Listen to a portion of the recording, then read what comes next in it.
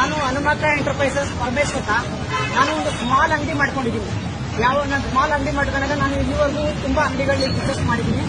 ಒಂದು Airtel payment bank ಅಂತ ಅಂದ್ಬಿಟ್ಟು ಕಂಪನಿಯವರು ಬಂದು ನಮ್ಮ ಅಂಗಡಿಯಲ್ಲಿ ಒಂದು ಏರ್ಟೆಲ್ ಪೇಮೆಂಟ್ ಬ್ಯಾಂಕ್ ಅಂತ ಅಕೌಂಟ್ ಓಪನ್ ಮಾಡಿಸಿದ್ದಾರೆ. ಅದನ್ನ ನಾವು 3 ತಿಂಗಳು ಕೂಡ ಚೆನ್ನಾಗಿ ಯೂಸ್ ಮಾಡಿದ್ವಿ. ಅದಾದ್ಮೇಲೆ ಆ ದುಡ್ಡು ಬಂದ್ಬಿಟ್ಟು ನಮ್ಮ ಅಕೌಂಟ್ ಇಂದ 80,000 ದುಡ್ಡು ಕಟ್ಟಾಗಿದೆ. ಆ ದುಡ್ಡು ಕಟ್ಟಾದಾಗ ನಾನು ಕೇಳಕ್ಕೆ ಬಂದ್ರೆ ಯಾವ ಮ್ಯಾನೇಜರ್ ಆಗಲಿ ಯಾವ ಡಿಸ್ಟ್ರಿಬ್ಯೂಟರ್ ಆಗಲಿ ಯಾರು ಕೂಡ ನನ್ನ ಕಡೆಯಿಂದ ಜವಾಬ್ದಾರಿ ತಗೊಳ್ತಾ ಇಲ್ಲ.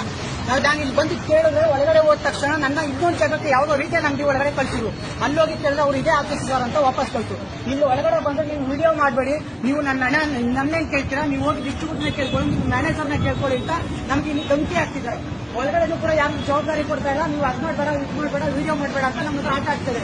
ನಾನು ಕಷ್ಟಪಟ್ಟು ದುಡ್ಡು ಸಂಪಾದನೆ ಮಾಡಿರೋ ದುಡ್ಡು ಫ್ರೆಂಡ್ 80,000 ರೂಪಾಯಿ ನಾನು ಬಂಡವಾಳ ಹಾಕಿದ್ದೀನಿ. ನಾನು ದುಡ್ಡು ಯಾರು ಕೊಡ್ತಾರೆ ಅಂತ ಕೇಳಕ್ ಬಂದ್ರೆ ನಮ್ಗೇನು ಜವಾಬ್ದಾರಿ